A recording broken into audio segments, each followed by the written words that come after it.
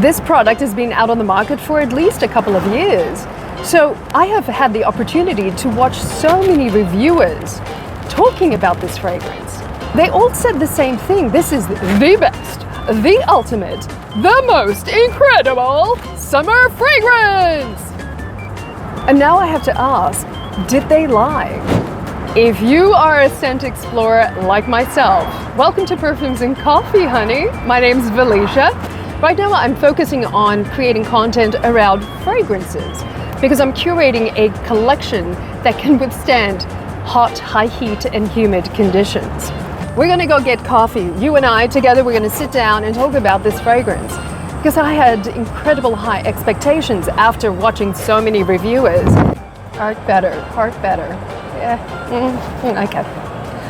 Darling, we have a lot to talk about. This fragrance has been a bit of a conundrum for me. It's been one that I've been hesitating making a video on because I needed to gather my thoughts a lot.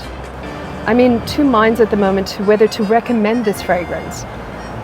We're going to talk about it. Let's go.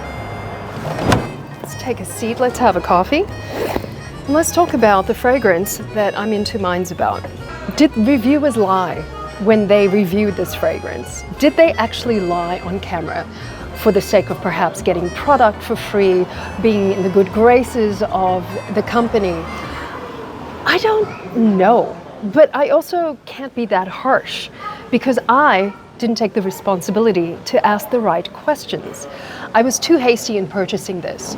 The questions I should have prompted and should have asked were simple things like, what do you consider hot? What's your gauge for hot temperatures? Oh, hello, darling. Hello. Which is gracias, senor. Did you make it for me? Oh, thank you. Oh yeah, I can feel my blood pumping now. Musk Therapy. The presentation is beautiful. Everyone has said the same thing, and I concur with those thoughts. When I received this, I was expecting a bigger bottle. I know that it's 90 ml. I understand that. I've got small hands, so this is actually small and I guess travel friendly. We're going to talk about why I personally believe this is not a summer fragrance. It's undeniable that the ingredients in this product are artfully blended and they're very good quality.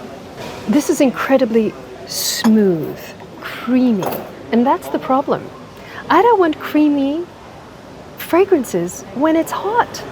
In fact, those kind of textures for me are stifling and irritating. And this is what this is at this time of year. It's irritating. I can't wear this.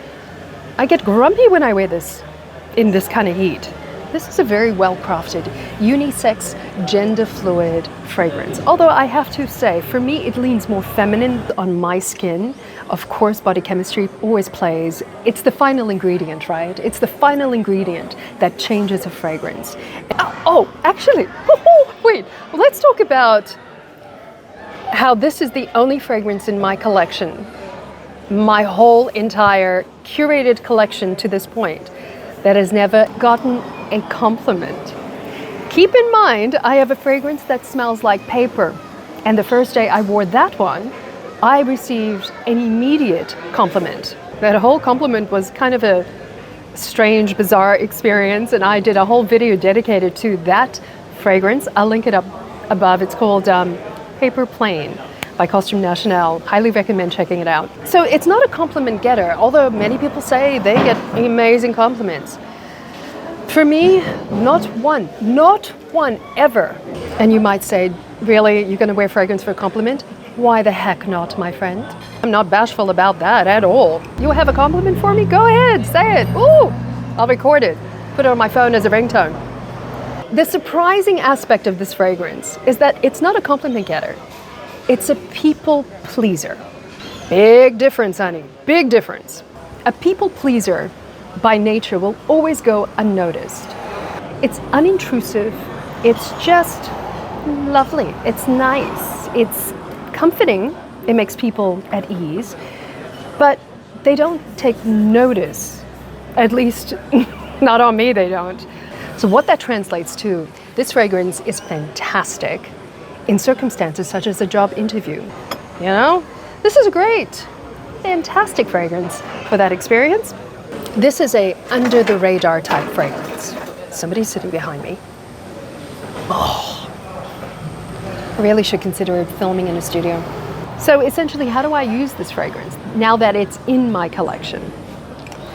I use it as a bedtime scent. I use it as a perfume that I wear after I finish having a fantastic spa. I don't have a spa. Where did that word come from? I want a spa now. Shower. Bedtime routine. Call it whatever you like. I sleep in air-conditioned comfort between 20 and 22, 23 degrees Celsius. Perfect. It is non-offensive. It doesn't give me a migraine. I'm able to fall asleep beautifully. So it's that kind of fragrance. It's a feel-good fragrance. All I can tell you is that it smells creamy in texture. It is quite fruity at the top note, which is that cassis. It is musky. Yes, you can smell a very high quality musk, or multiple musks, I suppose, that blend together beautifully, like a white and pink musk. Once you spray this on the skin, the longevity is not fantastic. But again, it does depend on your body chemistry. But for me, this doesn't last very long, which is a pity. Yeah, I'm still in two minds about it, whether to recommend this to somebody. I just feel there are other fragrances on the market that can do the exact same thing for a better price point. That's just the truth. So, yeah. Well, it didn't work in summer. Maybe I should try it in winter. What do you think? Maybe it's going to work in winter. Maybe it's a winter fragrance. Maybe I have to give it a second chance. Okay, I'll revisit this in winter and see what happens. Pity. Oh well. I finished my coffee. How about we meet in the next video? Yeah? Okay, I'll see you there.